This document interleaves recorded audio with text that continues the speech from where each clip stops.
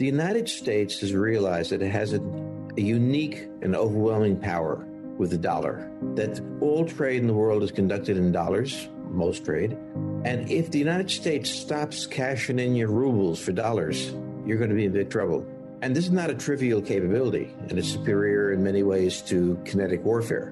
But the United States heralded the showdown with Russia with one with Iran. Remember, Iran has been under these sanctions for quite a while. And what's really going on is for the United States is adopted something new, and we're not quite sure is going to work. But the Russians just are not that important at this. The really important powers had a summit meeting in Israel this week. This was the United Arab Emirates, where I'm at now.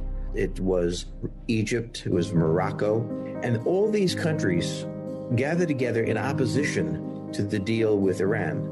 Remember that Trump dumped the deal with Iran because it didn't include missiles and didn't have really strong enough inspections. And the missiles were important because the Iranians tossed those around a lot. Biden came in and essentially decided that if Trump had done it, it must be bad, and decided that he was going to renegotiate the entire thing. The problem is that every ally we have in the Middle East, Arab or Israeli, is utterly opposed to tightening on the Trump agreement. Finally, we see that a series of assassinations have been carried out by the Islamic State in Israel at about the same time these meetings were taking place. I was told by someone here in Dubai that the Iranians are behind the Islamic State. Now, given that one is Shiite and the other is Sunni, I find this very hard to believe. But he was very knowledgeable and very persuasive, and he said, look at the timing, look what happened. We were there, and that's where they started the shooting. So what we're facing here is not only the question of Iran, we're now facing a potential intifada in Israel that would involve all of the Sunni world as well.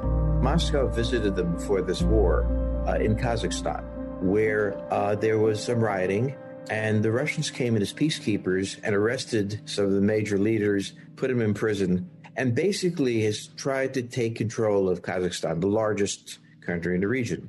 But we see Armenia, who was a pro-Russian and thinks they got screwed in the deal, beginning to send missiles and so on to various places.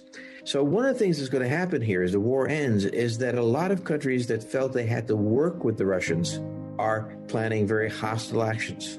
The British just toured the South Caucasus, basically opening doors that were shut for them for a long time. So they're dependent on Russia, but they're in play. They've tried that in the area and were unsuccessful because they tend to bring in their own workers to work on the various projects that they have. So when they do Belt and Road in Pakistan or in Uzbekistan, they bring their own workers. And there's a lot of resentment to China, and China is dialed back because of that.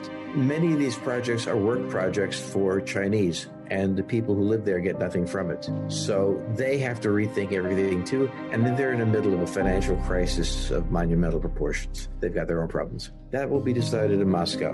In a sense, if Moscow and the Russian public decide that enough is enough, we'll be quiet. But if the Russians continue to operate there, to intrude there is going to be an ongoing guerrilla war of the sort that we see now, where out of nowhere, Ukrainian troops pop up and hit them. The Ukrainians are not going to give in.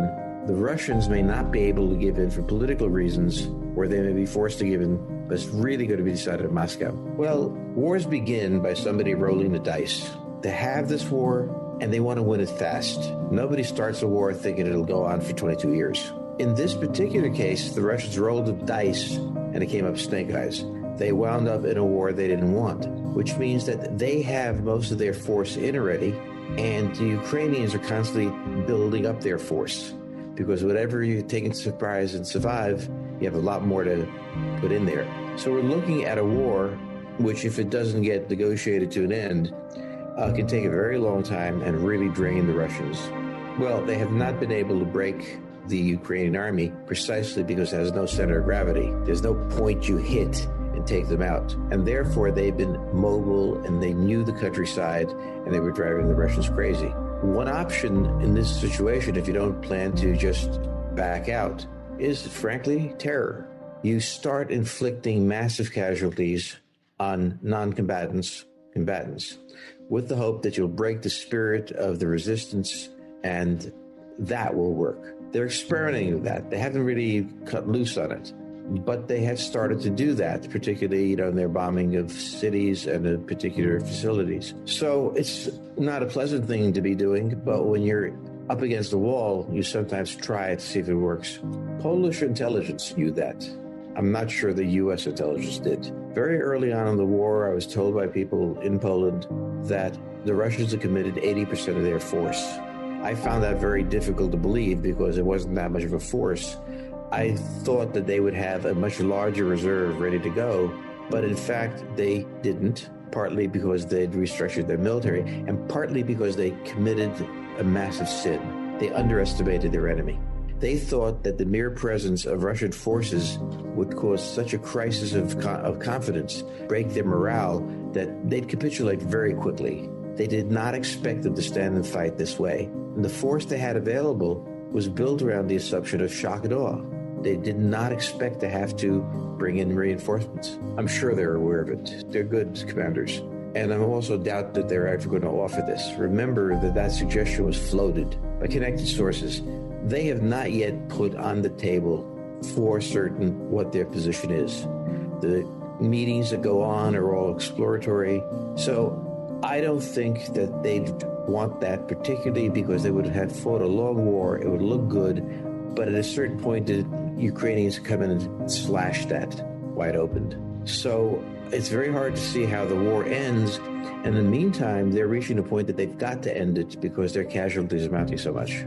We knew from back in the Cold War that the Russians had a tremendous problem supplying fuel to tanks moving forward. Now, one of the reasons that they never launched an invasion, leaving everything else aside, they really had trouble maintaining logistics line. It's pretty difficult. You've got 1,000 tanks moving forward and you got to fuel them. So we knew they had this problem. The problem they developed with food was simply their expectation of a short war. They didn't think they would be needing to supply them. It was very strange how they began the war, with 3 armored groups widely separated, none of them going to be having full logistical support, none covering the others. It was a war of confidence. They went in there thinking they're going to come with 3 armored groups and that'd be it. And this is the Russian problem. They weren't prepared for the long war. Russia has a gross domestic product just below that of South Korea. It is not a rich country to decide. Now it's showing that its military force is incapable of sophisticated operations. So what's happening here is that the status of Russia is declining. And you see China slowly backing away. It also miscalculated what Russia was. And Putin is going to have to do something. And the reason I'm not convinced the war is over yet was he badly needs a victory. He can't just leave now. He has to show somewhere, somehow, that he's achieved something. The bombings may be part of that, but I think he's going to throw one more shot and see what he can get. There's a road, M3. It is a highway that goes to Moscow from Ukraine. And from the border to Moscow is 260 miles. They are sitting right next to them. This is their neighbors. They started a war with their neighbors. The neighbors are cocky, I think, about what they can do. And they're very worried about, the future. This is the worst outcome they could have.